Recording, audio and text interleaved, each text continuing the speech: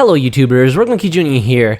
Over the past year, EA has been at the center of quite a few gaming controversies, mainly because of Star Wars Battlefront 2 and its egregious microtransaction system at launch, and of course, Battlefield 5.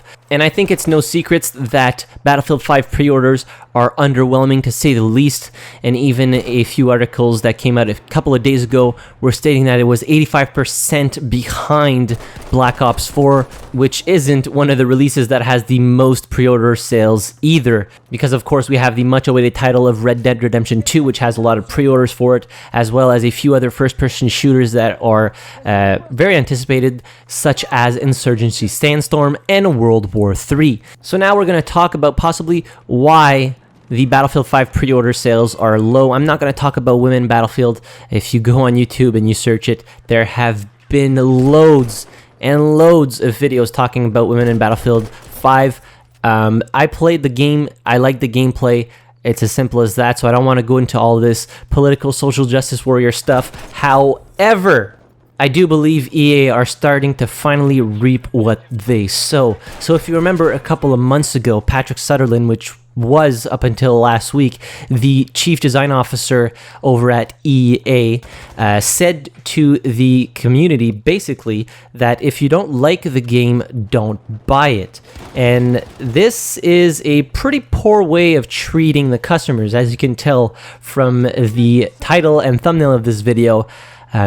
You should never bite the hand that feeds you. I mean, after all, we are the people who pay these executives and, you know, the gaming industry. If there was no customers, there would be no gaming industry. And I think it's a pretty shitty way to treat your customers after all of this shit that's happened over the past year with the microtransaction scandal and now Battlefield 5, to tell people that if you don't like the game, don't buy it because it's going to stay this way. Also, calling the customers uneducated is a little bit on the snarky side of things. I mean, you don't really want to be calling the people who buy your games uneducated and to not buy the game if they don't like it because it's going to stay this way. Now, I get the whole thing that they're trying to please everybody, or, you know, include women in Battlefield 5 as kind of like a different scenario of World War II. And I'm not going to hide that I'm no history buff.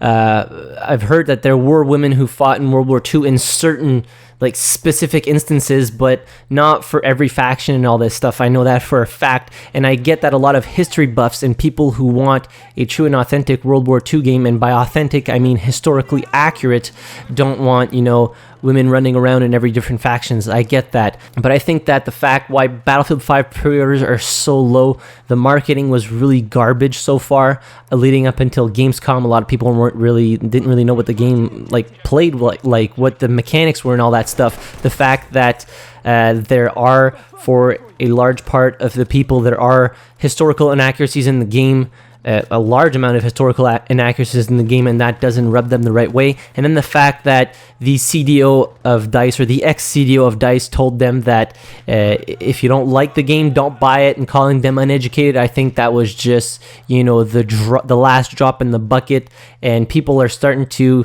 you know, hold EA to what they say, and are really holding them up to a higher standard after all this shit that they've pulled in the past. But yeah, I don't know what to say. Just never bite the hand that feeds you, because it's going to come back and you're going to reap what you sow. I know I already said that, but you get what I mean. So I don't want it to be a war in the comments section. I just think that it was a really shitty way of treating their customers, and I wanted to put a video out talking about that specifically and not talking about all the other reasons why Battlefield 5 pre-order sales might be low. It's even low according to EA's predictions, from what I've read in a couple of articles online.